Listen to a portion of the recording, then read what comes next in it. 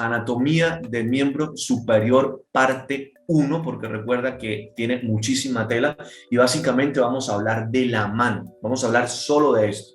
Casi 50 diapositivas y en mi resumen personal creo que salieron 70 hojas de resumen. Así que vamos a respirar y vamos a apretar y vamos a hacer entender el tema de la mejor manera, ¿sí? Entonces, vamos a empezar. Anatomía de miembro superior, este grupo CTO, anatomía de miembro superior, parte uno con enfoque de cirugía plástica, doctor William Guerrero y grupo CTO Colombia, la familia siempre. Empezamos.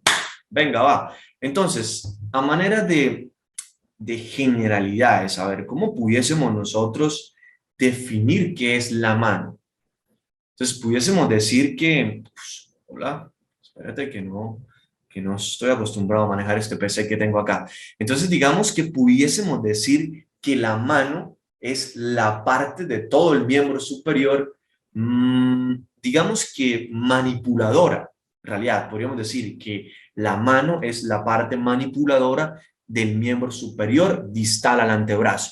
Entonces, la mano podemos decir también que está dividida en tres regiones, que son la región de la muñeca, que sería esta que ustedes están viendo acá, región de la muñeca, ¿verdad? La región metacarpiana, ¿se entiende? Y la región de los dedos. Y básicamente estos nombres son un reflejo de las estructuras óseas que están a este nivel, ¿se entiende? Entonces, región de la muñeca es un reflejo de que ahí están los huesos del carpo.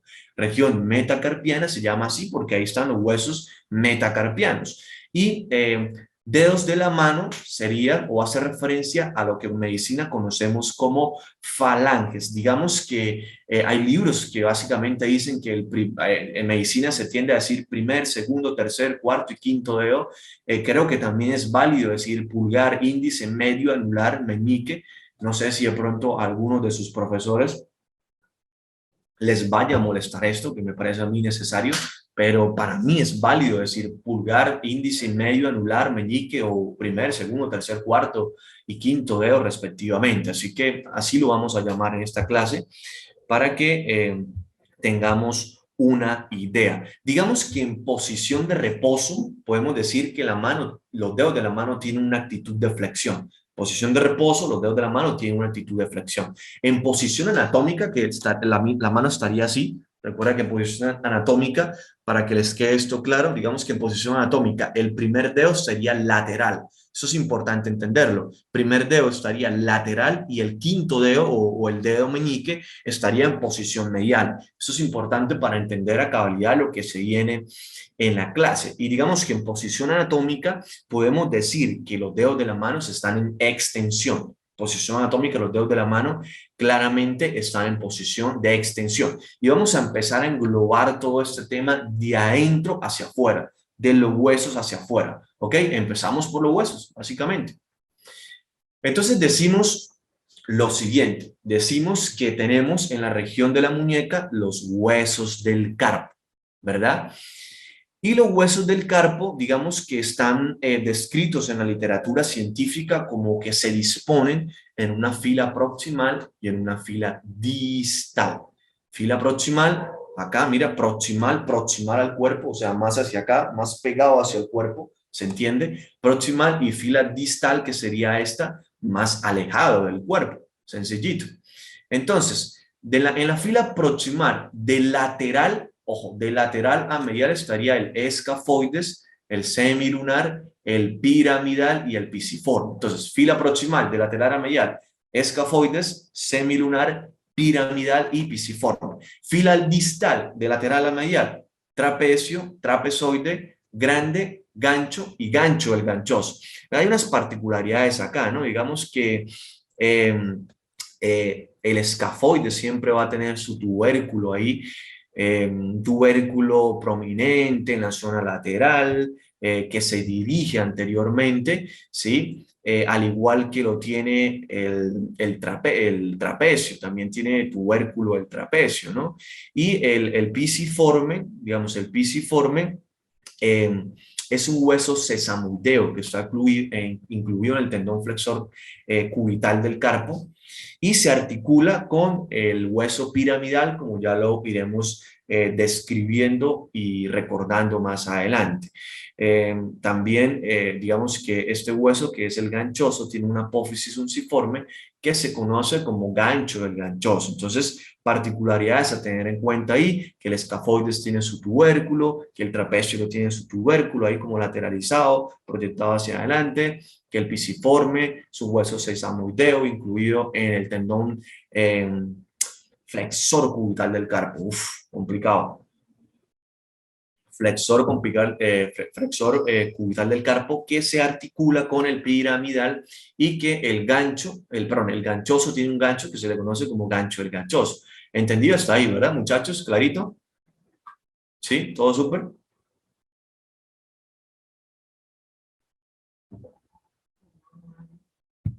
Todo súper, ¿verdad? Ana María dice que todo está súper, todo súper. Bien hasta ahí, ¿eh? Fresquito entonces. Bien, bien. Respirando. Entonces, venga, va. Tenemos claro los huesos del carpo, ¿verdad? Los huesos del carpo están claritos ahí. Mira que inmediatamente encima de ellos vamos a encontrar a los huesos metacarpianos, que son claramente cinco en relación con cada uno de los dedos. Primer metacarpiano, primer dedo. Segundo metacarpiano, segundo dedo. Tercer metacarpiano, tercer dedo. Cuarto metacarpiano, cuarto dedo. Quinto metacarpiano, quinto dedo. Y siempre estos metacarpianos en realidad van a tener una base, un cuerpo y una cabeza.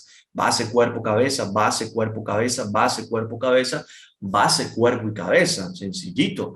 Inmediatamente por encima de ellos vamos a tener las falanges. Particularidad de ellas, sin más que decir que la primera tiene solo una falange proximal y una falange distal. Las demás, segundo, tercer, cuarto dedo van a tener una falange proximal, media y distal. Proximal, media y distal. Proximal, media y distal. Clarito, clarito, para toda la familia. Aquí es esto, básicamente un refuerzo ahí de visión anterior y posterior, palmar y dorsal de los huesos del carpo, como lo están viendo ahí, ya en realidad ya lo dijimos. Y esto es como unas proyecciones ahí radiográficas para que se familiaricen, para que miremos, para que recordemos el concepto, radio, cúbito, huesos del carpo, metacarpianos y falanges, ahí lo están viendo, escafoides, semilunar, piramidal, pisiforme, trapecio, trapezoide, hueso grande, ganchoso, gancho, el ganchoso, ganchoso. Entonces ahí están viendo los huesos del carpo. ¿Se entiende? Vamos bien hasta ahí, ¿verdad? Entonces, hablamos de lo normal, porque es que así somos en CTO. O sea, les hablamos de ciencias básicas, este es nuestro enfoque de preparación para las residencias médicas. Seguimos fielmente el enfoque de CTO y mira, ahí está, enfoque clínico manual, CTO segunda edición Colombia, recién salidito de la fábrica. CTO nos muestra lo normal y de una vez nos enfoca en la práctica clínica. Entonces, recuerden esto, ¿no? La fractura del escafoides, que en realidad podemos decir que digamos que es el hueso del carpo que más se lesiona. Eso lo sabemos, ¿verdad? Entonces, el escafoide es el hueso del carpo que más se lesiona en comparación con los demás huesos del carpo. Entonces, que digamos que una característica que tiene el escafoides es que tiene una vascularización muy precaria, ¿sí? O sea, de la totalidad, o sea, el escafoides está prácticamente, digamos que envuelto en cartílago y es solo la zona medial del escafoides por donde entra una rama de la arteria radial que es la que se encarga de irrigarlo, ¿sí? Entonces, ¿por qué? Porque es que está rodeado de cartílago en todo su contorno, excepto en el cuerpo, ahí en el cuello, que es por donde accede este vaso que va a irrigar pobremente el polo proximal del escafoides. De tal manera que digamos que el escafoides suele fracturarse cuando tú caes y pones la palma sobre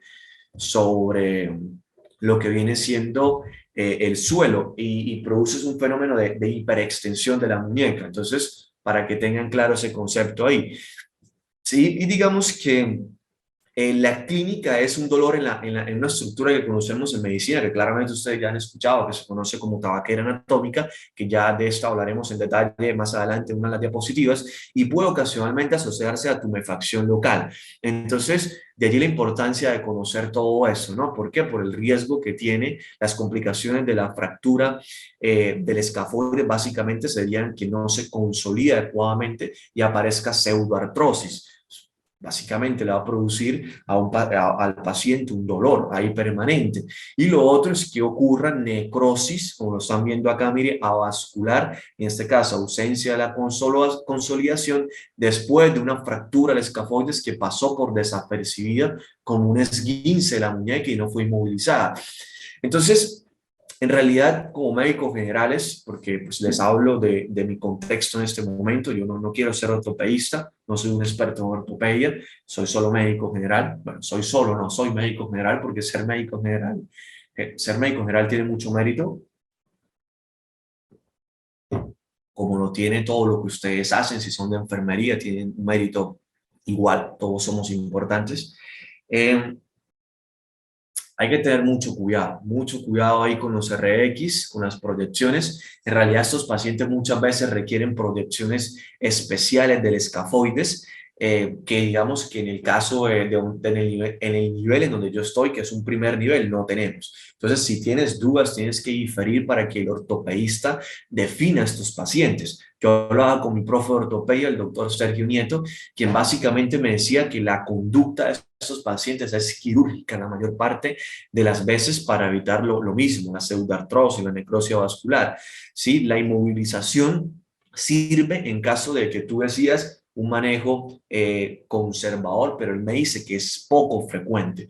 Y lo ideal en este caso de estos pacientes es realizar TAC para definir si se beneficia o no de manejo conservador. Y también me comentaba el profe que en ocasiones no es digamos que no se puede diagnosticar en el momento, entonces se le pide un RX de control en 2 semanas, como lo dice acá el grupo CTO Colombia. Entonces, para que lo tengan en cuenta, miren lo bonito de la academia, la educación que te da CTO en todas sus modalidades de preparación para aumentar la probabilidad de que entres a la especialidad, que es como el sueño que muchos tenemos, en el cual me incluyo y por eso estoy acá identificado con el grupo CTO.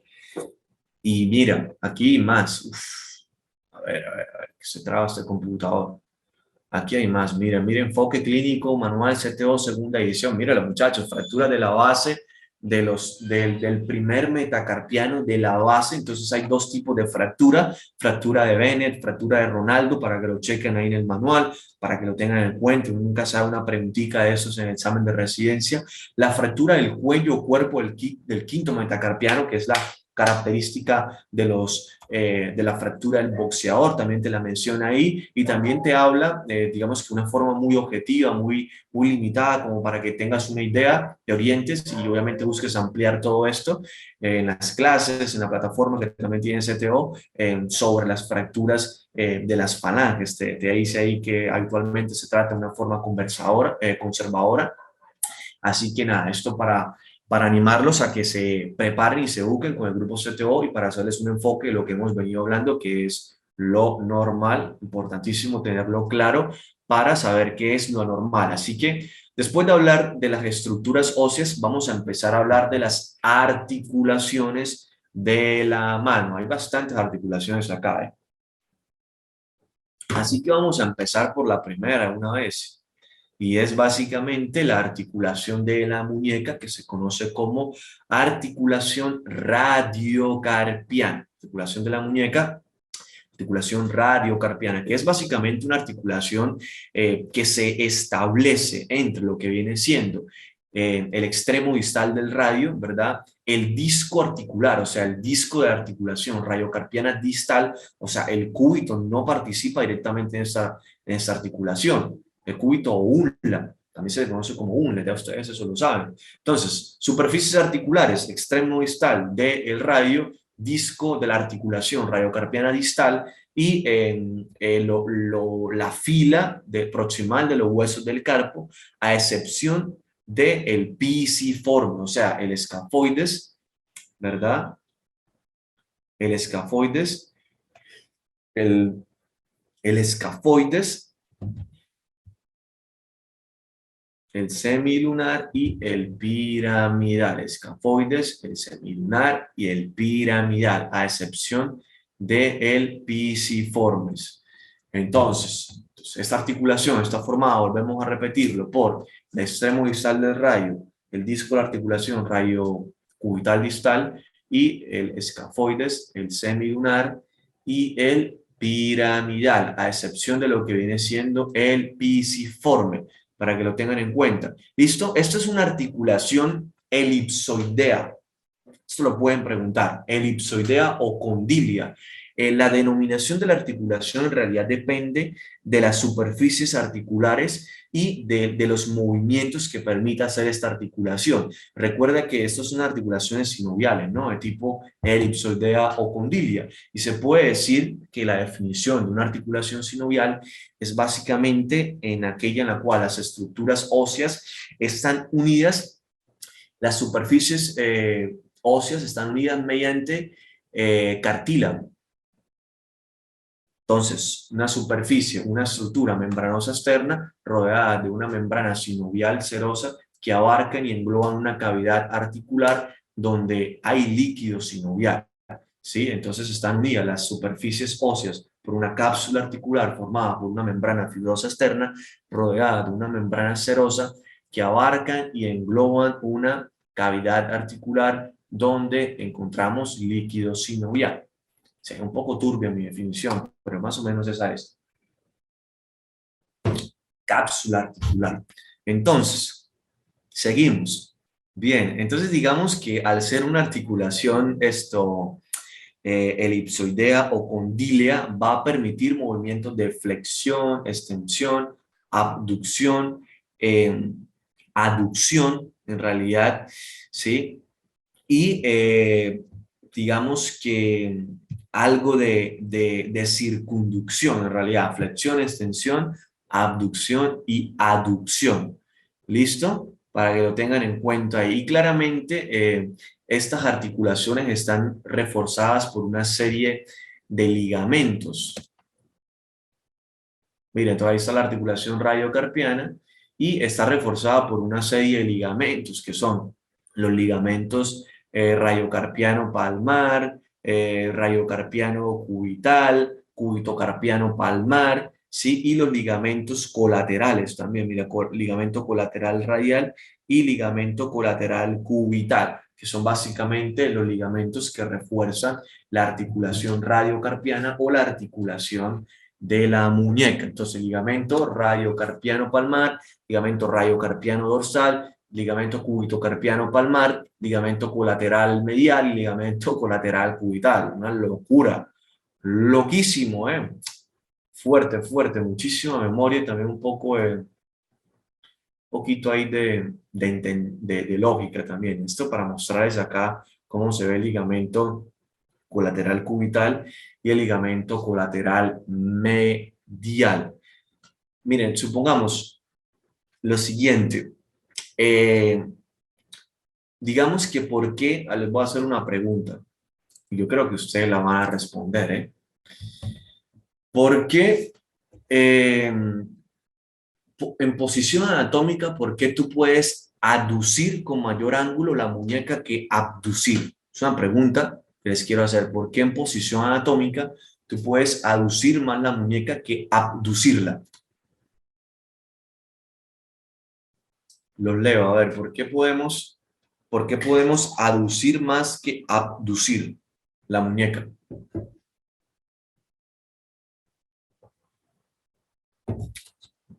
A ver, ¿qué responden?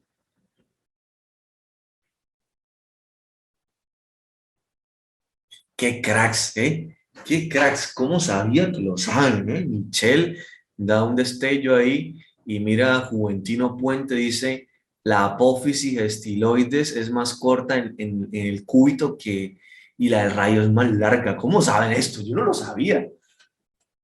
Me da rabia. Yo no sabía esto sino cuando lo estudié. La respuesta es esa. La apófisis estiloides del radio es más larga que la del cúbito. Por eso puedes aducir en mayor ángulo que abducir. Qué cracks, ¿eh? Muy bien. Esos alumnos de CTO están volando. Mira, qué buenos. Qué buenos son ustedes, ¿eh? Qué capos. Están a otro nivel estos muchachos. Bien, bien, bien, bien, muy bien, ¿eh? Muy bien, aplausos ahí, como escriben. Listo, venga, va, hablamos de los ligamentos, hablamos de los movimientos y digamos, bueno, algo que es importante es que eh, cuando tú flexionas, o sea, cuando tú flexionas y extiendes, y perdón, cuando tú flexionas y aduces, ese movimiento está iniciando en articulación radiocarpiana, pero cuando tú extiendes y abduces la muñeca, está en realidad ese movimiento está ocurriendo en la articulación mediocarpiana. ¿Listo? Entonces, para que lo tengan en cuenta, en la abducción la mayor parte de la aducción tiene lugar en la articulación radiocarpiana junto con la flexión. O sea, flexión y aducción ocurre o empieza en la articulación radiocarpiana, mientras que la extensión y la abducción ocurre en la articulación mediocarpiana. Y la irrigación, en realidad, de lo que viene siendo esta articulación va a estar dada por, obviamente, como veremos más adelante, los ramos de los arcos palmares superficiales y profundos del carpo, también de los dorsales del carpo en realidad. Listo, para que lo tengan presente, y la inervación viene de ramos del nervio radial, cubital y mediano, respectivamente. Continuamos.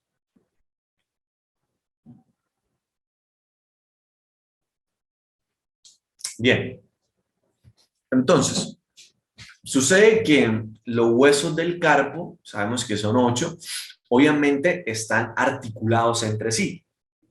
Y a esas articulaciones se les conoce como articulaciones intercarpianas. Son articulaciones sinoviales planas que se establecen entre los huesos del carpo, ¿sí? Y tienen una característica, y es que, digamos que comparten una cavidad articular en común, a excepción de la articulación carpometacarpiana del primer dedo, o sea, que es una articulación sencilla de montar, como veremos más adelante, o sea, entre lo que viene siendo el trapecio y la base del primer metacarpiano. Esta articulación carpometacarpiana del pulgar tiene una cavidad articular separada, independiente.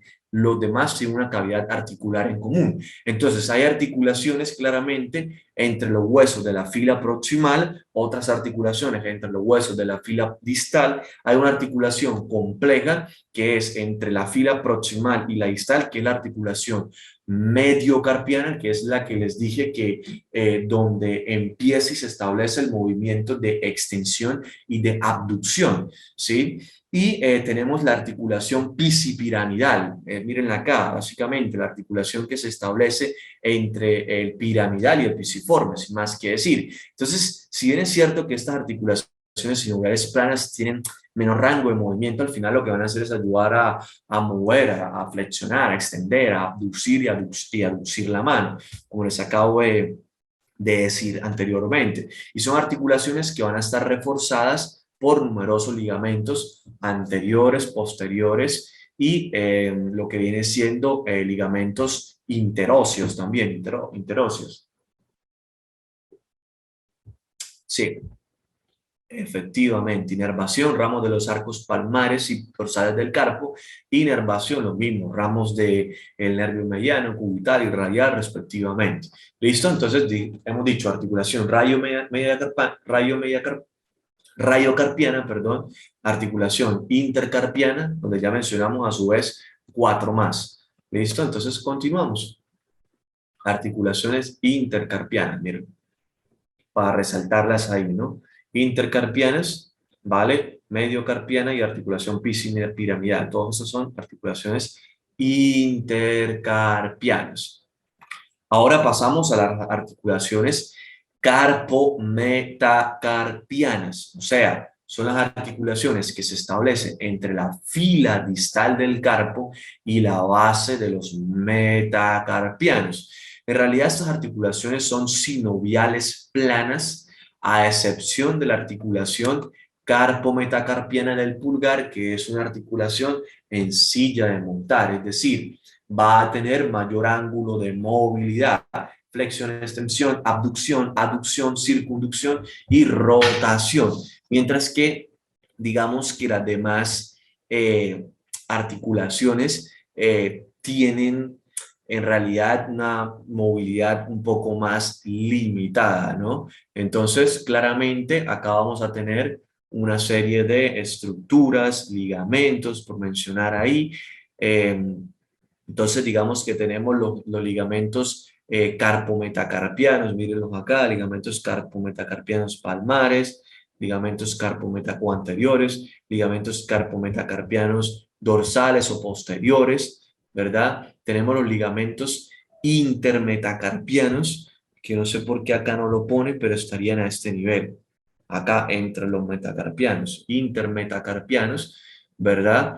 Y los ligamentos intermetacarpianos interóseos, además de los ligamentos transversos, superficial y profundo, como ya veremos a continuación. Entonces, para resaltar acá, mira, ligamentos carpometacarpianos anteriores o palmares, también van a haber dorsales, van a haber ligamentos intermetacarpianos interóseos. Mira, aquí sí los muestra, creo que aquí los alcanza a ver, mira, los ligamentos intermetacarpianos interóseos, ¿vale? Para tenerlo en cuenta ahí. ¿Listo? ¿Qué más podemos decir acá? Digamos que movimientos que se pueden realizar con las carpometacarpianas. Eh, Sí, lo que les dije, o sea, para el primer dedo, flexión, extensión, abducción, aducción, rotación y circunducción, ¿no? Lo que pasa es que las demás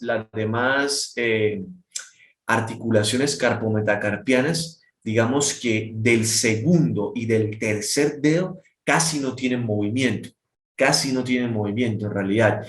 El cuarto dedo, la carpometacarpiana del cuarto dedo es ligeramente móvil y la del quinto dedo es moderadamente móvil, ¿sí? Porque se puede flexionar y rotar ligeramente, digamos, cuando tú agarras con fuerza algo. ¿Listo? Entonces, claro, ese concepto. En resumen, el primer dedo es el que tiene más movilidad y ojo que eso ocurre en la articulación carpometacarpiana, porque la articulación metacarpofalángica, el primer dedo casi no tiene movilidad. Tú puedes mover el primer dedo de muchas formas, con mucha libertad por la articulación carpometacarpiana del primer dedo, que es sencilla de montar. Dijimos que la segunda y la tercera son muy poco móviles, ligeramente móvil la cuarta y moderadamente móvil la quinta. ¿Listo? Para que lo tengan presente ahí. Ok, irrigación, lo mismo, ramo de los arcos palmares y dorsales del carpo. Y la inervación, digamos que estos nervios proceden del ramo interóseo anterior, del nervio mediano, y los ramos dorsales y profundos del nervio cubital, como veremos más adelante, al final prácticamente de esta clase. ¿Listo? Entonces, carpometacarpiana ya está. Y obviamente, o sea, igual van a haber articulaciones intermetacarpianas, o sea, de entre los huesos del carpo, ¿sí? Entre los huesos, perdón, entre los metacarpianos, así como entre los huesos del carpo, recuerdan que dijimos que había articulaciones intercarpianas, van a haber articulaciones entre los huesos del metacarpo, que se llamarían articulaciones intermetacarpianas, que igual van a ser articulaciones sinoviales planas, sin más que decir en realidad. ¿Cómo vamos hasta ahí, muchachos? ¿Cómo van hasta ahí? ¿Bien? ¿Cómo van hasta ahí?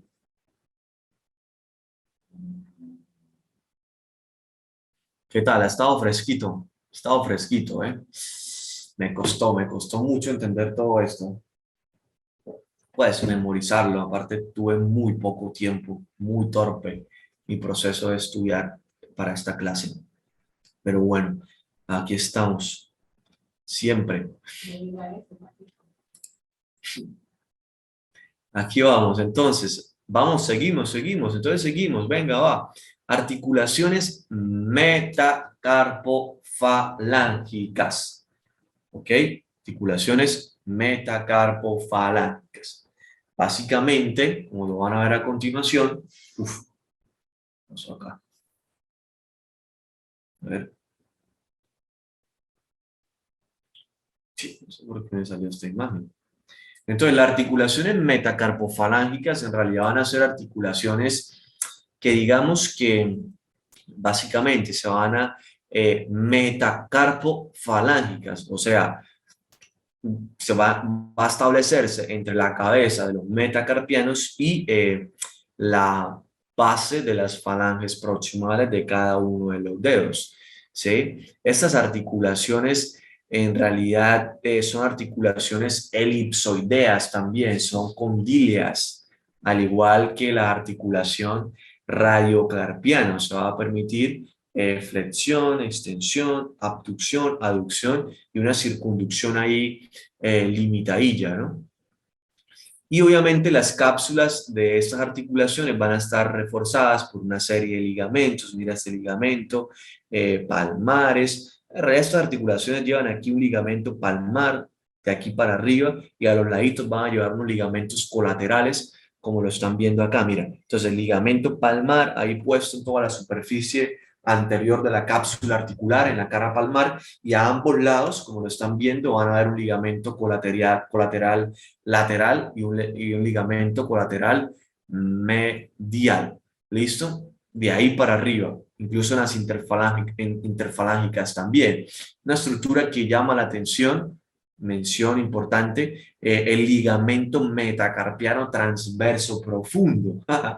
Mírenlo acá, esta estructura, mírenlo acá también, ligamento metacarpiano transverso profundo, pim pam, por acá también está, que básicamente es una estructura de tejido conectivo gruesa que va a estar interconectando todos los ligamentos palmares del segundo, tercer, cuarto y quinto dedo. Mírenlo ahí. Segundo, tercer, cuarto y quinto dedo. Segundo, tercer, cuarto y quinto. Volvemos al concepto. Ligamentos palmares, ¿verdad? Mire, uno, ligamento palmar, ligamento palmar, ligamento palmar.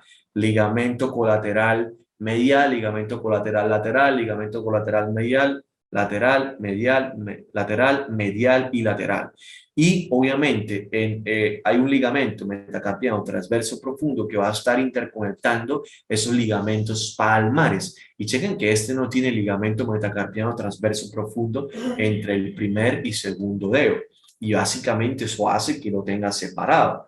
En realidad, que lo tenga separado y también en parte va a ayudar a la movilidad importante que tiene el primer dedo. ¿Listo? Entonces, que estos ligamentos metacarpianos transversos profundos, al final lo que van a hacer es como mantener ahí juntas las cabezas de los metacarpianos, ¿sí? Las cabezas de los metacarpianos, metacarpofalángica, las cabezas de los metacarpianos y limitan los movimientos de los huesos entre sí. Por eso incluso hablamos de que tiene cierta limitación lo que mencionábamos anteriormente, ¿listo? Entonces, desde el punto de vista de los movimientos, en las articulaciones metacarpofalángicas del segundo al quinto dedo, hay movimientos de flexión, flexión, extensión, flexión, extensión, aducción, abducción, ¿verdad? Y circunducción, circunducción. Pero si tú te fijas, el movimiento de la articulación metacarpofalángica del pulgar solo lo limitas a flexión y extensión. ¿Ves? Lo que les decía anteriormente, en realidad el quinto dedo es móvil por la articulación carpometacarpiana, porque es que la metacarpofalángica del primer dedo solo te va a permitir movimientos de flexión y extensión. ¿sí? Porque ya la abducción, la aducción, la circunducción y la rotación lo hace es la articulación carpo-metacarpiana. Todo esto suena muy bonito y muy fuerte, pero cuando lo lees te pone a apretar bastante la mente y vamos a ver si lo podemos recordar en los próximos días, que es lo complicado de la medicina. Y al final tengo que volver a hacer un estudio independiente de esto, más limitado, porque una cosa es estudiar una clase para una charla y otra cosa es como para la vida o para un examen, probablemente. Así que vamos bien hasta ahí, ¿no? Vamos bien hasta ahí. Eh, ¿Qué más? Movimientos, irrigación, arterias digitales profundas que se originan del arco palmar superficial, y inervación o nervios digitales que proceden de los nervios cubital y mediano. Esto es una locura. Una locura. Así que seguimos. Articulaciones interfalángicas. Mira, articulaciones interfalángicas de la mano son tipo gínglimo. Ahora aparece un nuevo concepto de articulación. Articulación tipo gínglimo, que básicamente van a permitir solo movimientos de flexión y extensión. Flexión y extensión. Entonces, articulación interfalángica proximal y articulación interfalángica distal para el segundo, tercer, cuarto y quinto dedo, porque el primer dedo solo debería tener articulación interfalángica proximal. Entonces, miren, básicamente es esto: la cabeza del segundo metacarpiano con la falange proximal, la articulación metacarpofalángica, lo que ya dijimos anteriormente, articulación interfalángica proximal y articulación interfalángica distal. Distal. Entonces, hasta ahí, todo bien, todo cool, todo chido, todo bien hasta ahí. Tipo gínglimo. Todo bien. Vale. ¿Qué dicen acá? Todo chido, dice. A ver, doctor, hasta ahora va a la presentación, me da miedo no alcanzar a escuchar toda la charla.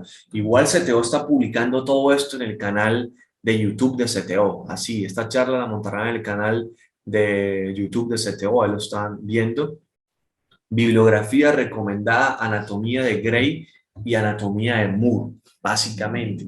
Esas dos, con eso tienes para entretenerte, porque es que tiene una cantidad muy elevada de hojas. Y siempre acuérdate que entrar a un tema te va a costar y te va a estresar bastante, bastante, porque son dos bibliografías y es importante leerlas las dos porque las dos se complementan. Entonces, te pone a apretar bastante, ¿no? Te pone a apretar bastante. Así que seguimos. Ojo a lo que se viene, ¿eh? Se viene el túnel del carpo, que es una estructura poco amigable, así las llamo yo, poco amigable, y ahí la están viendo. Ojo a esto. Respiren, y aquí vamos. Vamos a sacar un poquitico de agüita acá.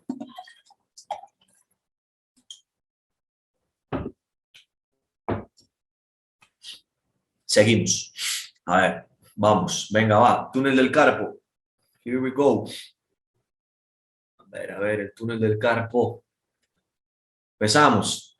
El túnel del carpo es una estructura ubicada en la superficie anterior de la muñeca. ¿Vale? Superficie, estructura ubicada en la superficie, en la parte anterior de la muñeca. Y miren lo siguiente. Si ustedes se ponen a ver, el túnel del carpo está formado por un arco, una base que sería un arco formado por los huesos del carpo. Míralo acá, túnel del carpo, arco, un arquito en la base que sería arco del carpo, podríamos llamarlo así. Y va a tener una especie de techo, que es el famoso retináculo de los flexores o retináculo flexor. Ahora bien, desde el punto de vista de los huesos del carpo, ¿verdad? En la zona lateral, que sería esta, básicamente estaría representado por lo que viene siendo en la parte lateral por los tubérculos del escafoide y el trapecio. Y tubérculos del escafoide y el trapecio, o sea, escafoides abajo y trapecio. Escafoides y trapecio, cara lateral, a este lado. Y medial, piramidal y básicamente gancho del ganchoso. No, pisiforme y gancho de ganchoso, me equivoqué. Pisiforme y gancho de ganchoso. En la zona medial, en la representación más importante del arco del carpo constituido por los huesos del carpo. O sea, acá escafoides y trapecio. Y acá pisiforme y gancho del ganchoso. Eso es importante, ¿vale?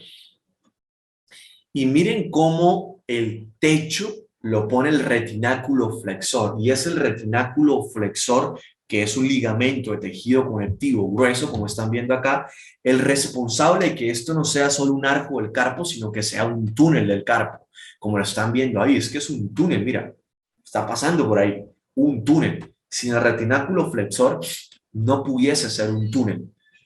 ¿Y qué estructuras vamos a encontrar en el interior del túnel? Vamos a encontrar 9 tendones, 4 tendones del flexor superficial de los dedos, 4 tendones del flexor profundo de los dedos y el tendón flexor largo del pulgar. ¿Listo? 4 tendones del flexor superficial de los dedos, 4 tendones del flexor profundo de los dedos y el tendón del flexor largo del pulgar. Y miren cómo estos 8 tendones tienen unas vainas sinoviales y comparten una vaina sinovial en común, que es esa estructura como de color azul que les está rodeando, mientras que el tendón flexor largo del pulgar va a tener una vaina sinovial independiente para ella. Y anterior a los 8 tendones flexores va a estar el famoso nervio mediano. Mira cómo anterior, o sea, por fuera del túnel del carpo, vamos a tener el tendón del palmar largo, que vean que no tiene vaina sinovial, la arteria cubital, el nervio cubital, ¿ves? En la zona posterolateral y medial van a estar los tendones extensores. Entonces aquí vamos a atender los 4 tendones del extensor de los dedos, inmediatamente por encima de ellos el tendón, digamos que del extensor del dedo índice, más hacia medial vamos a tener el tendón del extensor cubital del carpo, la vena basílica y el tendón del extensor del dedo meñique. Tendón del extensor del dedo meñique. Más hacia lateral vamos a tener el tendón del abductor largo del pulgar, tendón del extensor corto del pulgar, tendón del extensor largo del pulgar, entre ellos la vena cefálica, la arteria radial y los tendones del extensor, tendón del extensor tendón del extensor radial largo del carpo y tendón del extensor radial corto del carpo. Complicadísimo, complicadísimo. Y miren que esto tiene un retináculo extensor y tienen como sus respectivos compartimientos. No sé qué tan importante sea recordar que en un solo compartimiento está la extensión del abductor del largo del pulgar con el tendón del extensor corto del pulgar. Creía que no nos van a preguntar esto y que no sé qué tan importante sea saberlo así. Saberlo así, tienes que tener mucha fuerza mental para poder recordarlo. La probabilidad de que se nos olvide todo esto y tener una orientación espacial de estas estructuras, viéndolo así, es muy complejo, muchachos? Así que vamos a intentar hacerlo menos complejo. Entonces aquí tenemos la imagen de referencia, la imagen basal. Entonces es como unas imágenes ahí de anatomía de superficie para orientarnos espacialmente. Tendón del extensor cubital del carpo, mírenlo acá. Este es este. Ahí lo ven. Tendón extensor del carpo. Anatomía de superficie estaría ahí. Tendón del extensor de los dedos. Miren, esto que va acá es este. Al ladito del tendón del extensor cubital del carpo. No nos muestran ahí el tendón del extensor del meñique, pero es para que tengan una idea y más o menos hagamos un poco más amigable esta imagen poco amigable del carpo, ¿no? Entonces, tendón del extensor cubital del carpo, mírenlo acá. Tendones del extensor de los dedos, mírenlos. Ahí, ¿vale? Tendón del extensor radial corto del carpo.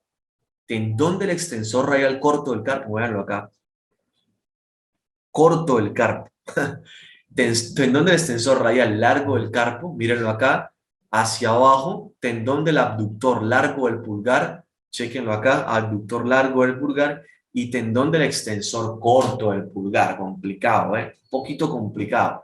Entonces, no sé, como en plan, así esta posición, de abajo hacia arriba estaría el tendón del extensor radial corto del carpo, tendón del extensor radial corto del largo del carpo, tendón del abductor largo del pulgar y tendón del extensor largo del pulgar. ¿Cómo nos lo aprendemos? ¿Ah? Para que no se nos olvide.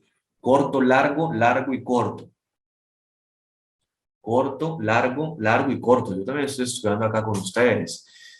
Corto, largo, largo y corto. ¿Eh? Entonces, tendón arriba, tendón del similar a la diapositiva, tendón del extensor radial corto del pulgar, tendón del extensor radial largo del pulgar, tendón del extensor del abductor, me equivoqué, tendón del abductor largo del pulgar y tendón del extensor corto del pulgar.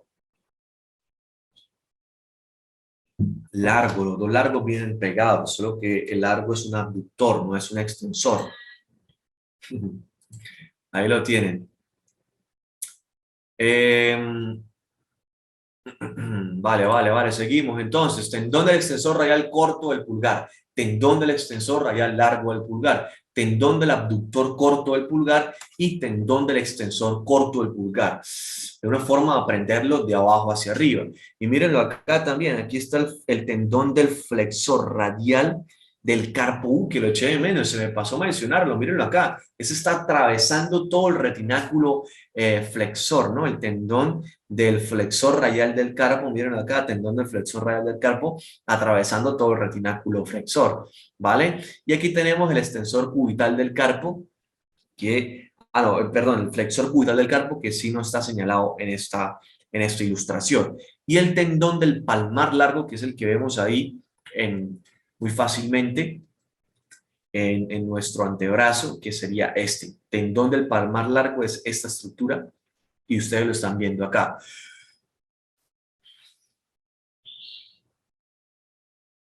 A ver, ¿qué pasó acá? Ok, y en realidad, nada, esto lo vamos a mencionar más adelante. Remo recurrente del nervio mediano, que es el que están viendo acá. Miren cómo el nervio mediano pasa por ahí, ¿no? Sin más que decir.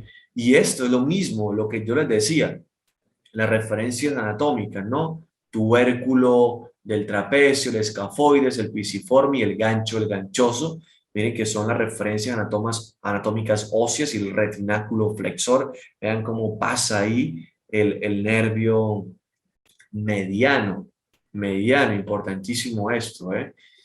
Esto es básicamente lo mismo, demuestra los huesos, las estructuras vasculares, las estructuras tendinosas, etcétera, etcétera. Entonces, ¿por qué es esto importante? Porque volvemos a lo mismo, el enfoque clínico del manual de CTO, importantísimo, el famoso síndrome del túnel carpiano, eh, que ya sabes, cualquier, digamos que situación que aumente el aumento de la presión dentro del túnel del carpo, que comprima el túnel del carpo, el nervio mediano, perdón, va a producir esta entidad, ¿no?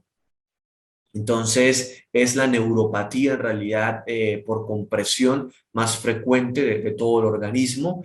Eh, y digamos que la etiología precisa del aumento de la presión es incierto. Entonces, básicamente, pudiese ser que haya una compresión anatómica y o una inflamación.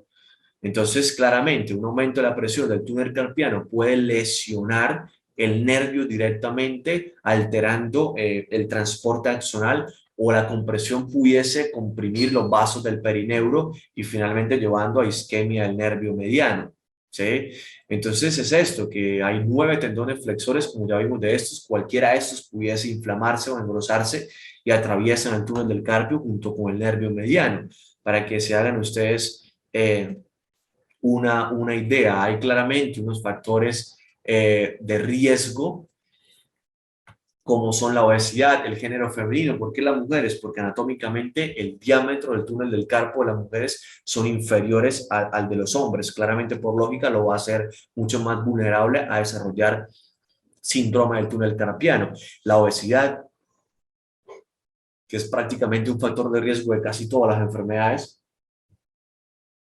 el embarazo por el tema de de la acumulación de líquidos, la diabetes, la artritis reumatoide, el hipotiroidismo, lesionarse claramente, o sea que tú un trauma por aplastamiento de la mano, fracturas de coles, del extremo distal del radio, del carpo, probablemente te puede lesionar el nervio mediano, ¿vale? Y lo otro, el uso de inhibidores de la aromatasa, que es un antineoplásico, por ejemplo, el famoso anastrozol. En estudios en el tratamiento de las pacientes con cáncer, demostró que estas pacientes desarrollaron en realidad 2.6 frente a 0.7, desarrollaron síndrome del túnel carpiano, pero en realidad de una gravedad leve a moderada en comparación con el tamoxifeno, que también es un antineoplásico, pero no es inhibidor de la aromatasa como si lo es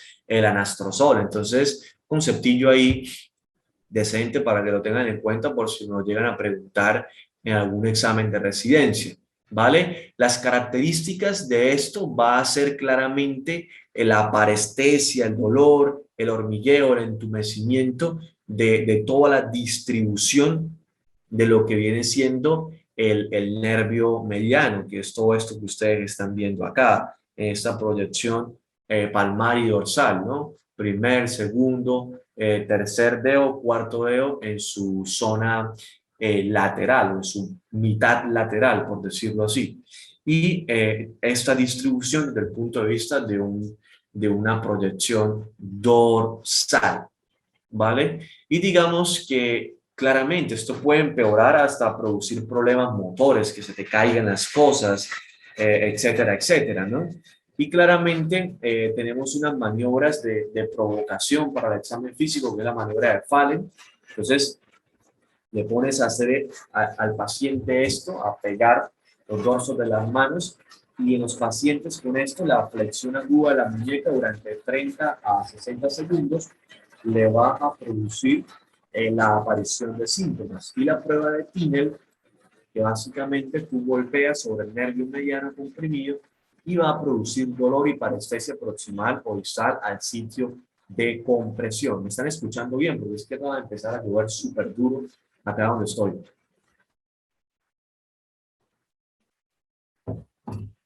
Escuchan bien, ¿verdad? No interrumpe el sonido de la lluvia.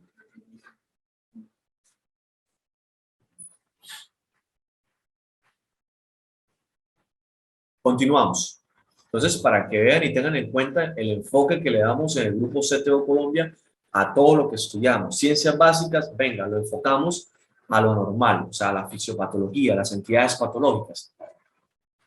Y viene después esa estructura bonita, una estructura ahí como es como un triángulo, una especie de abanico, que es la aponeurosis palmar, la porción triangular de la fascia profunda de la palma, que en realidad mira cómo el vértice de esa estructura se continúa con el tendón palmar largo y en los pacientes, mira, en las personas que estén presentes, porque en caso contrario se va a fijar al retináculo flexor que lo están viendo ahí inmediatamente debajo. Y esto tiene fibras longitudinales de la aponeurosis palmar y tiene fibras transversas que van conectando como estos fascículos longitudinales y al final todas las estructuras vasculares, nerviosas, tendones de los flexores, todo esto se va a ubicar profundo a la aponeurosis palmar, para que lo tengan en cuenta. Y ahora aparece la tabaquera anatómica, que ustedes la estaban preguntando por ahí. Entonces, la tabaquera anatómica es una estructura muy popular, ¿no? Un nombre muy particular. Históricamente se le ha, digamos que, bueno, antes de definirla, de decir por qué se le ha puesto este nombre, la tabaquera anatómica es una depresión triangular, podríamos definirla, ¿eh? Una depresión triangular que está situada en la zona posterolateral de la muñeca y del primer metacarpiano. Depresión triangular situada en la zona posterolateral de la muñeca y el primer metacarpiano. Y mire que en realidad esta tabaquera anatómica la forman, perdón, extensor corto y abductor. No, la va a formar los tendones que van hacia el primer dedo. O sea, la tabaquera anatómica la forman los tendones que van hacia el primer dedo, ¿verdad? Corto del pulgar, tendón del extensor, dice. Entonces la forman los tendones que van ahí, ¿verdad? Entonces históricamente se le ha puesto este nombre porque en la tabaquera, y obviamente tú ves la tabaquera anatómica cuando extiendes el primer dedo. Se le ha puesto este nombre porque históricamente es donde las personas han puesto el polvo del tabaco para inhalarlo por la nariz. Entonces, el borde medial, lateral, perdón, o bueno, empecemos por el medial, como sea, está formado por el tendón del extensor largo del pulgar y el borde medial, ¿sí? Porque estamos así. Entonces sería el borde medial, claramente, y el borde lateral va a estar formado por el tendón del extensor corto del pulgar y el tendón del abductor largo del pulgar. Sigo confundido sobre cuál es el que está arriba y cuál es el que está abajo. No era el contrario, no lo vemos. No venía el abductor por encima del extensor. Aquí dice que está el extensor por encima, largo, corto, largo. No venía el abductor largo. Es confundido, ¿eh? Tendón del abductor largo del pulgar, tendón del extensor corto del pulgar. Bueno, entonces borde medial, tendón del extensor largo del pulgar, que es el que se ve ahí. Es muy evidente. Ahí lo están viendo. Ese es el tendón del extensor largo del pulgar. El lateral va a estar formado por el tendón del extensor corto del pulgar y el tendón del abductor largo del pulgar. Y claramente en el suelo va a estar el escafoides, el trapecio y los extremos distales del extensor radial largo del pulgar y del extensor radial corto del pulgar. Una auténtica locura. Y miren cómo la arteria radial pasa ahí, digamos que tiene un discurre ahí, va oblicuamente en profundidad a la tabaquera anatómica, va básicamente a formar el arco palmar profundo. Entonces, para que lo tengan en cuenta, la famosa tabaquera anatómica. Seguimos, lo mismo, mírenlo ahí, clarito, tabaquera anatómica, extensor largo del pulgar, y aquí vendrían el tendón del abductor largo del pulgar y el tendón del extensor corto del pulgar, para que lo tengan en cuenta desde el punto de vista de la anatomía de superficie. Y también vamos a encontrar unas vainas fibrosas de los dedos. ¿Qué es lo que pasa? Que una vez que abandonan el túnel del carpo, los tendones de los flexores superficiales de los dedos y los tendones del flexor profundo de los dedos cruzan la palma y van a entrar en unas vainas fibrosas digitales, al igual que lo hace el tendón del flexor largo del pulgar. ¿Sí? En la zona proximal comienzan anteriores a cada articulación metacarpofalángica y se extienden hacia las falanges distales, se van a insertar en la zona posterior, digamos que en estos bordes de las falanges y en los ligamentos palmares correspondientes, en las articulaciones metacarpofalángicas e interfalángicas. Y lo que hacen es que van a mantener, digamos que a los tendones en el plano óseo para evitar que se arqueen cuando tú flexiones los dedos. Y hay también otra estructura que se llama, no sé por qué no la mostró, que se llama, no está acá. No sé por qué no la mostró.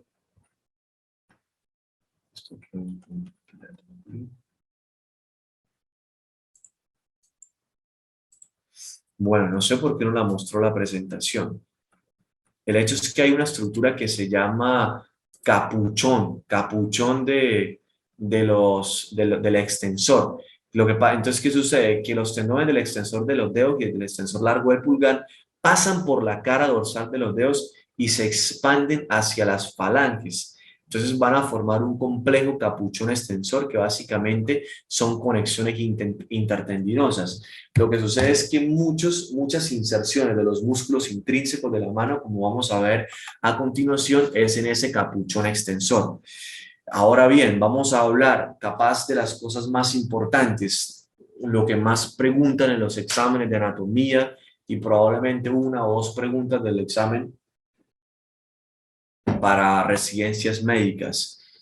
Los músculos de la mano intrínsecos están dispuestos en una serie de compartimientos.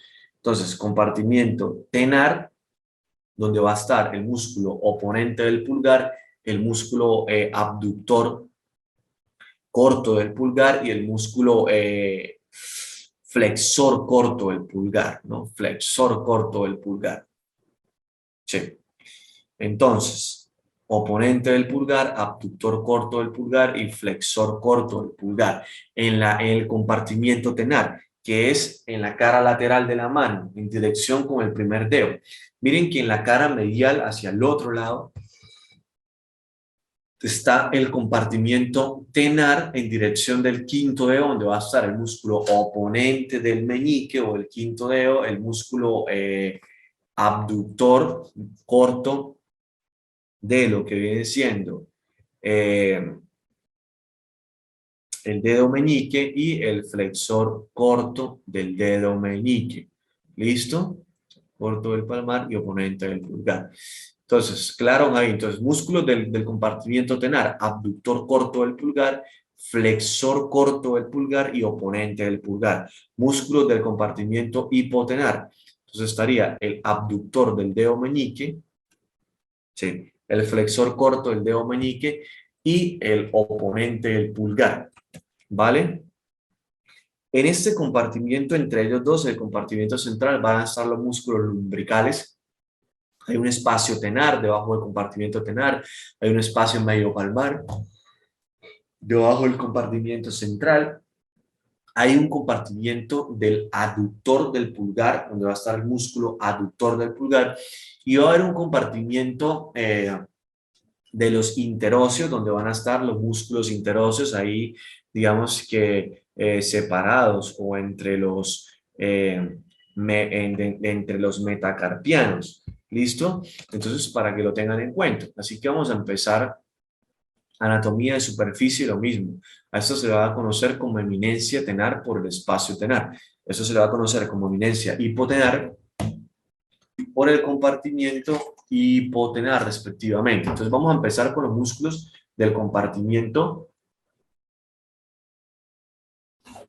tenar, que son el oponente del pulgar, el abductor corto del pulgar y el flexor corto del pulgar. Empezamos a hablar con detalle de uno por uno. El oponente del pulgar es el mayor de los músculos intrínsecos de la eminencia tenar y es el más profundo. Mírenlo acá, oponente del pulgar. Por eso es que para tú poder verlo tienes que quitar, mira, ahí está cortado el abductor corto del pulgar. Y este músculo oponente del pulgar básicamente se origina en lo que viene siendo el retináculo flexor y en el tubérculo del trapecio. Y se va a insertar en el borde lateral del primer metacarpiano. ¿Cuál va a ser su función? Hacer esto, oponer el primer dedo, oponer el pulgar. Y va a estar inervado por el ramo recurrente del nervio mediano. Ramo recurrente del nervio mediano. Ahí lo tienen. Toda la información autolimitada. Pasamos al abductor corto del pulgar. Abductor corto del pulgar, que es un músculo superficial, el que está más hacia proximal del cuerpo humano, que se origina de lo que viene siendo el tubérculo escafoide del trapecio, el tubérculo del trapecio y del retináculo flexor adyacente, y se va a insertar en la base de la falange proximal y en el capuchón extensor. Entonces, ¿cuál va a ser su función? Pues su función va a ser abducir el primer dedo, como su nombre lo dice. Y la inervación va a ser el ramo recurrente del nervio mediano.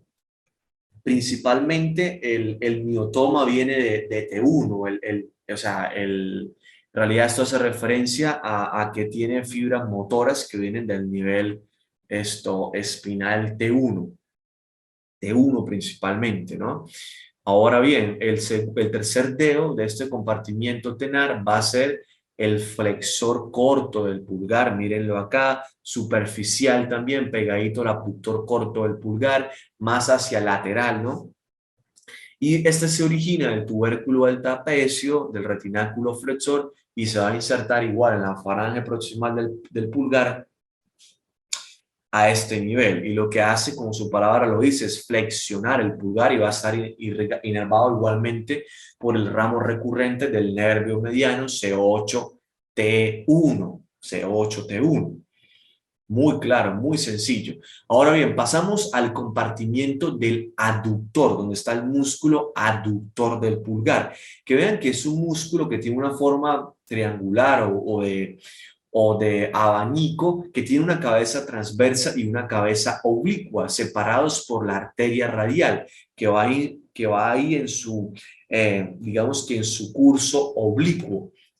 Y si ven sencillito, la cabeza transversa se va a originar de lo que viene siendo la zona anterior del cuerpo del tercer metacarpiano y se va a insertar en lo que viene siendo la cara medial de la base de la falange proximal y capuchón extensor, ¿sí? Y la cabeza oblicua, como lo están viendo acá, se va a originar del grande y de la base del segundo y tercer metacarpiano y se va a insertar de igual manera en el lado medial de la base de la falange proximal del pulgar, ¿ok? Su función va a ser aducir el pulgar, el primer dedo. Y ojo que aquí cambia la inervación, ya no es ramo recurrente del nervio mediano, sino es el ramo profundo, el nervio cubital, que es en realidad el nervio que inerva a la mayor parte de los músculos intrínsecos de la mano. Pasamos a los músculos interóseos dorsales ahora, que son estos que ustedes están viendo acá. Son los músculos situados más dorsalmente de todos los músculos intrínsecos de la mano, incluso los puedes palpar cuando tocas el dorso de la mano. Entonces miran cómo estos músculos se originan en las caras adyacentes de los metacarpianos y se van a insertar en el capuchón extensor y en la base de las falanges proximales del primer, segundo y tercer dedo, o sea, segundo al cuarto dedo en realidad, del segundo al cuarto dedo. Y está inervado de igual manera por el ramo profundo, el nervio cubital o el nervio ulnar, niveles espinales C8 a T1. Y su función básicamente va a ser abducir el primer, segundo, el segundo, el tercer y el cuarto dedo, abducirlos. Entonces miren que el primer... y adicionalmente por su inserción en lo que viene siendo el capuchón extensor, va a permitir ayudar a la flexión y a la extensión de estos dedos. Entonces vean que en realidad el primer interóseo dorsal, digamos que es el de mayor tamaño y tiene dos cabezas y también incluso la arteria radial pasa entre esas dos cabezas y se van a insertar en la cara lateral de la base de la falange proximal del primer dedo. El segundo interóseo dorsal se va a insertar en la cara lateral. El tercer interóseo dorsal se va a insertar, se va a insertar, el primer interóseo se va a insertar en la cara lateral. El segundo interóseo se va a insertar en la cara lateral. El tercer interóseo del tercer dedo, ojo a eso, el tercer interóseo se va a insertar en la cara medial del tercer dedo, de la falange proximal y del capuchón extensor, como ya dijimos, y el cuarto interóseo dorsal se va a insertar en la cara medial. Y esto es lógica, o sea, cuando yo estaba intentando aprender esto, me costaba recordarlo y la inserción es de lógica. Se va a insertar el primer interóseo dorsal en la cara lateral porque es que lo va a abducir, o sea, se inserta hacia donde lo tira, porque acuérdate que lo que va a hacer es abducir. Por eso el primero se inserta en la cara lateral del primer dedo porque lo va a tirar hacia allá, hacia abducción. Y miren que el segundo y el tercer interóseo se insertan también en lo que, o sea, se insertan ambos, ¿sí? Ambos se van a insertar en lo que viene siendo esta imagen está mal, ¿eh? Me acabo de dar cuenta que esta imagen está mal. Les estaba explicando sobre esta imagen y esta imagen está dudosa. La imagen correcta, esto es Grey Anatomy, no sé qué pasó ahí, esto es Moore. Y mira que aquí está más claro y es de lógica que sí. El segundo y el tercer interóseo se van a insertar en la cara lateral y medial, porque es que al final el tercer dedo, cuando tú abduces, va a quedar quieto. Cuando tú abduces, va a quedar quieto porque es que están tirando ambos hacia lados opuestos y al final el tercer dedo va a quedar quieto. El cuarto dedo igual se inserta en la cara medial y porque lo va a tirar hacia allá, o sea, se inserta hacia donde lo tira. En resumen, ¿vale? En resumen, pudo haber sonado un poco confuso, pero espero que les haya quedado claro el concepto este, ¿no? Y también es cierto de que los tendones de estos músculos interóseos van a pasar dorsalmente a los ligamentos metacarpianos transversos profundos. Y pasamos a los interóseos palmares, que son 4 anteriores a los interóseos dorsales, claramente, músculos bipenniformes, que se van a originar obviamente ya adyacentes a los metacarpianos. Y se van a insertar en los capuchones extensores de lo que viene siendo el primer, segundo, cuarto y quinto dedo. No lo hacen en el tercer dedo. Una pregunta. Acá puede haber quedado una duda. ¿Por qué el primer y el quinto dedo no tienen interóseos dorsales? Pero acuérdate que cada uno tiene su propio abductor. Ya lo vimos. Abductor corto del dedo pulgar, del primer dedo en músculos del compartimiento tenar, y vamos a ver que tiene abductor del quinto dedo en los músculos del compartimiento hipotenar. Por eso es que no tiene abductor, interóseos dorsales. Y ahora pasamos a los interóseos palmares. Entonces, igual, capuchones extensores es el punto de inserción del segundo, cuarto y quinto dedo y las bases de las falanges proximales. Y va a estar inervado de igual manera por el ramo profundo del nervio cubital C8-T1. Entonces, ¿cuál va a ser su función? La aducción del segundo al cuarto y quinto dedo respectivamente al eje longitudinal que va a pasar por el tercer dedo. Entonces es igual para que se orienten, o sea, el primer interóseo palmar es un músculo, mire que dice que es rudimentario. En realidad, cuando este músculo existe, se considera o que hace parte del aductor del pulgar o que va a ser parte del flexor corto del pulgar. Y se origina ahí, adyacente al primer metacarpiano, y se va a insertar en el capuchón extensor, lado medial de la base de la falange proximal. ¿Sí? En realidad es rudimentario, no tiene una función acá porque se considera incluso parte del flexor o del aductor del pulgar. El segundo interóseo palmar al lado del segundo metacarpiano, y mire que se va a insertar hacia donde tira, o sea, en la cara medial. El tercer se origina en el cuarto metacarpiano y se inserta en la cara lateral de lo que viene siendo el capuchón extensor y la base de la falange proximal. Y claramente también, el cuarto interóseo se va a insertar en una proyección, en una cara medial, porque acuérdate, o sea, se va a insertar hacia donde tira. Es lógica, esto hay que meterle lógica porque si no, claramente se nos va a olvidar. Entonces, por esto ya lo tienen ahí. Ahora bien, pasamos a los músculos de la eminencia hipotenar, lo que están viendo acá, que en realidad tienen los nombres similares a los de la eminencia tenar y la distribución y la ubicación similar. Entonces empezamos, oponente del meñique, ¿de dónde se va a originar? Se va a originar del gancho del ganchoso, lo están viendo acá.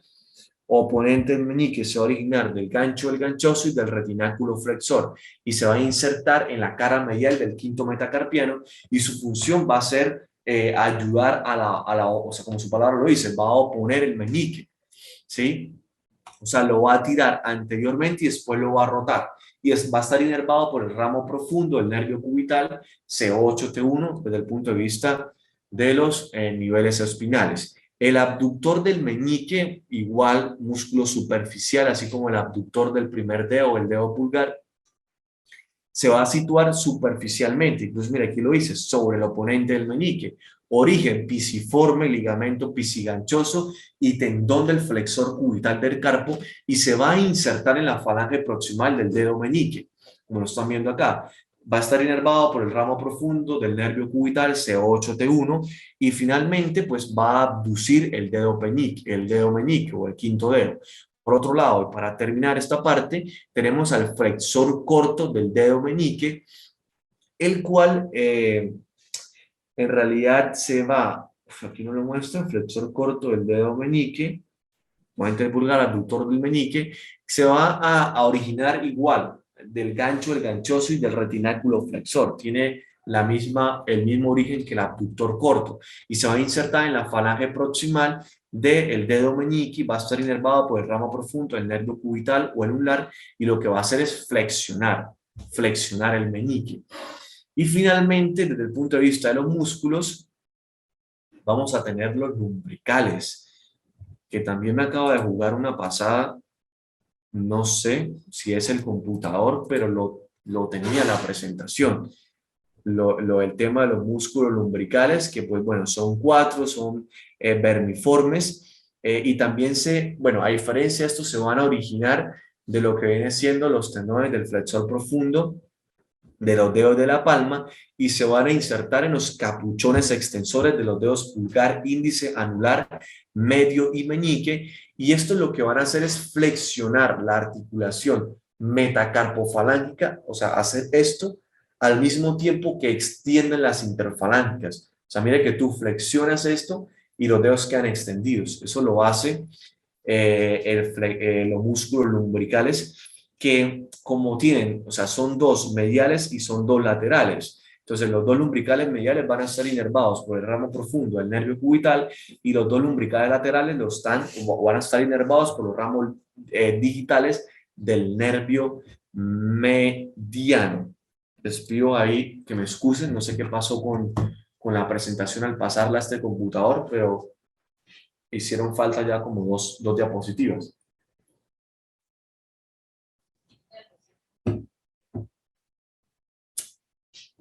Y ya casi para finalizar lo que hacía falta, ¿no? Aquí les dejo para que lo chequen el resumen de todos los músculos, anatomía de Gray, anatomía de Moore.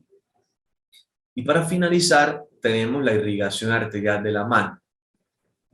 Mira que la irrigación de la mano está dada por la arteria radial y cubital. La arteria radial, chequen que va a irrigar el primer dedo y la porción lateral del segundo dedo. Lo demás va a estar irrigado por la arteria cubital, o sea, todo el quinto, cuarto, tercero y la porción o la mitad medial del segundo dedo. Aquí ven lo mismo. Aquí están viendo exactamente lo mismo en una proyección dorsal. Entonces, la arteria cubital y radial lo que van a hacer es van a formar unos arcos, unas interconexiones, que son los arcos palmares superficiales y profundos, que lo están viendo acá. ¿Listo? Y entonces vamos a empezar a hablar uno por uno. Arteria radial y arco palmar, perdón. Arteria radial y arco palmar profundo. No jodas. Ok, a ver, no sé por qué no salió tan bien, pero aquí se ve, afortunadamente aquí se ve. La arteria cubital y el nervio cubital, miren que entran en la mano por la zona medial de la muñeca, esa sería la zona medial. Entonces miren cómo la arteria cubital lo que va a hacer es que primero que todo va a formar un arco palmar superficial. Chequenlo acá, arco palmar superficial formado por la arteria cubital. Y ese arco palmar superficial va a dar unas ramas, que son las arterias digitales palmares comunes que las están viendo acá. Mírenlo ahí, arterias digitales palmares comunes que se van a anastomosar a interconectar con las arterias metacarpianas palmares, que son ramos de la arteria radial y que vienen del arco palmar profundo. Finalmente, estas arterias digitales palmares comunes van a dar dos ramas cada una, que son las arterias digitales palmares propias. Ojo a eso, que finalmente van a irrigar toda esta zona de la mano. Para resaltar, vean que también la arteria cubital, antes de formar el arco palmar superficial, nos va a dar una arteria digital palmar y nos va a dar la rama o la arteria palmar profunda, que es la que se anastomosa con el arco palmar profundo, que proviene de la arteria radial. Esto sonó como una especie de trabalenguas, pero es así y hay que apretar para entenderlo, ¿ok? Así que continuamos. Pasamos a la arteria radial y el arco palmar profundo. Esta presentación para mostrarles todo el discurso de la arteria radial, que ya lo vimos en diapositivas anteriores, vean cómo va en una proyección oblicua por debajo del carpo, pasa por entre las cabezas del interocio, del primer interocio dorsal, pasa también entre las cabezas transversa y oblicua del abductor del pulgar. Y finalmente para esto, ¿no? Para esto que ustedes están viendo ahí. Entonces la arteria radial forma el arco profundo, mírenlo acá, este arco profundo en realidad digamos que va a dar, en la zona medial se va a comunicar con la rama palmar profunda de la arteria cubital, como lo están viendo acá, miren que se comunica. Aquí va la rama profunda de la arteria cubital, que ya se las mencioné, y miren cómo se comunica con el arco palmar profundo. Y antes de dejar el dorso de la mano, la arteria radial va a emitir dos vasos, que es la arteria dorsal del carpo, que es la que va a formar el arco dorsal del carpo, y de este arco o esta arteria dorsal del carpo van a salir unas arterias metacarpianas dorsales que finalmente van a terminar dando o convirtiéndose en arterias digitales dorsales.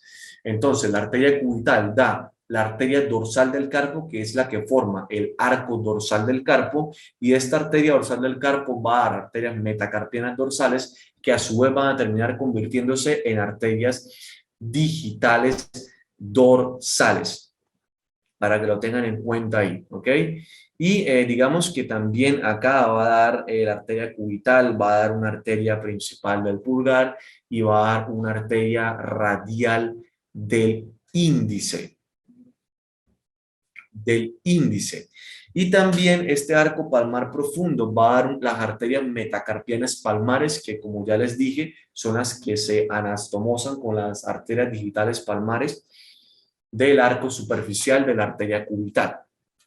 Complicado, ¿eh? Bastante complicado, pero es así.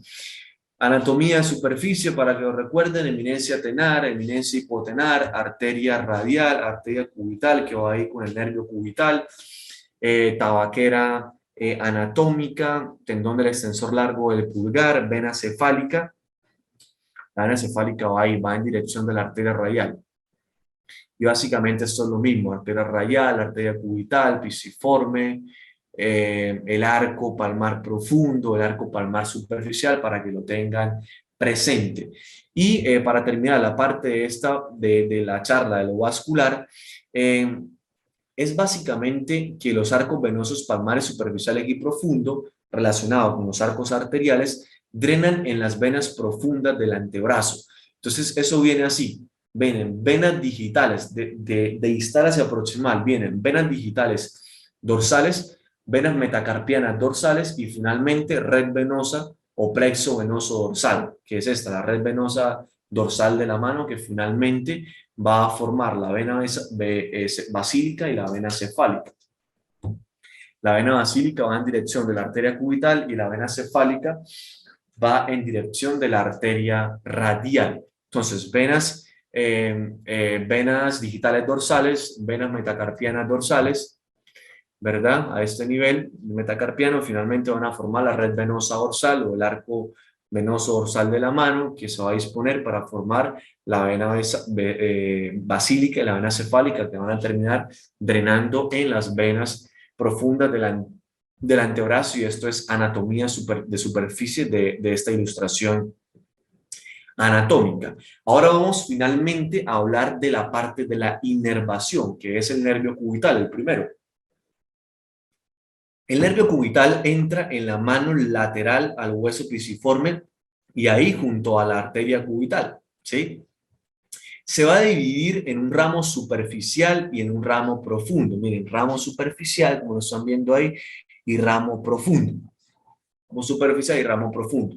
El ramo profundo es principalmente motor. El ramo superficial es sobre todo sensitivo.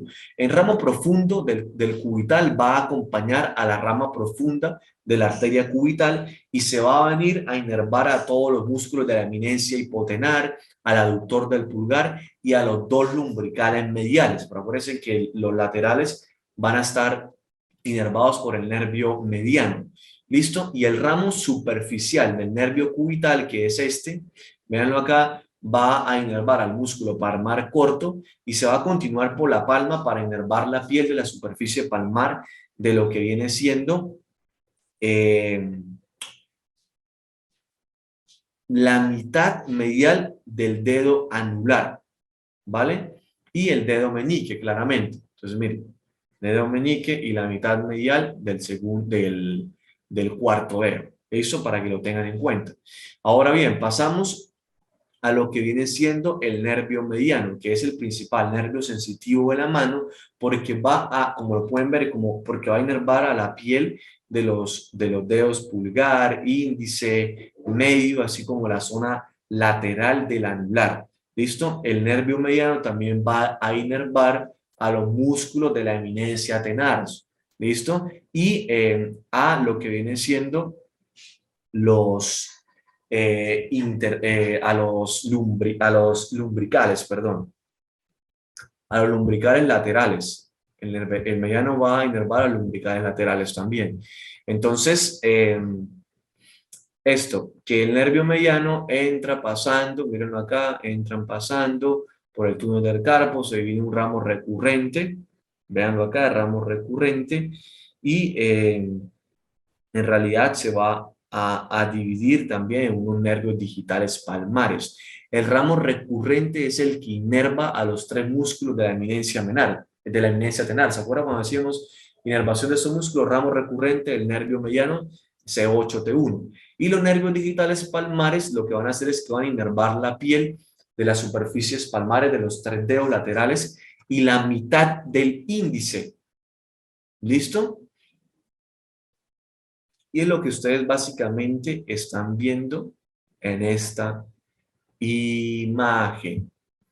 Finalmente, ese es como el resumen, o sea, los nervios mediano, anular. Perdón, aquí se me olvidó decirle esto. El ramo superficial del nervio radial, que es, digamos que la única parte del nervio radial que llega a la mano. Ojo a eso, ¿no? Entonces, este ramo entra pasando sobre la tabaquera anatómica, como lo están viendo acá. Y en realidad lo que va a hacer es inervar la piel de la zona dorsolateral de la palma, así como las caras dorsales de los tres dedos laterales y la mitad del índice, hasta la zona más o menos de las articulaciones interfalángicas distales. ¿Listo? Y este es como el resumen de lo que viene siendo los nervios de la mano, lo mismo lo que dijimos, el nervio mediano, anular y del ramo superficial del nervio radial van a inervar la mano y además digamos que algunos ramos de los nervios cutáneos laterales y posteriores van a aportar fibras que van a inervar la piel del dorso de la mano, ¿sí? Entonces los nervios de la mano van a llevar fibras sensitivas que digamos que vienen de los nervios espinales C8, de C6 a C8. O sea, de modo que los dermatomas C6 a C8 engloban la mano. Entonces, C6, miren acá, primer dedo, cara lateral del segundo dedo, C7 sería tercer dedo, cara lateral, parte de lo que viene siendo el segundo y parte de lo que viene siendo el cuarto dedo, y C8 que sería el quinto dedo y parte de el cuarto dedo. Esto requiere mucha memoria, requiere mucha práctica, requiere mucha práctica en realidad, mucha lógica también, y también es que los nervios mediano y cubital van a tener fibras motoras, los que yo le dije, del nervio espinal T1, que se dirigen a la mano de tal manera que los músculos intrínsecos de la mano, digamos que configuran el miotoma T1, que lo están viendo acá. Entonces, básicamente, esta era la idea de la charla. Vamos a leer los comentarios, a ver qué opinan ustedes de qué les pareció. Es un tema muy complicado, la verdad. Es un tema que requiere un desgaste mental, físico, bastante importante y hay que encontrar como el punto para evocar esta información en el futuro, a la hora de enfrentarnos a un examen. Entonces, ¿cómo les pareció?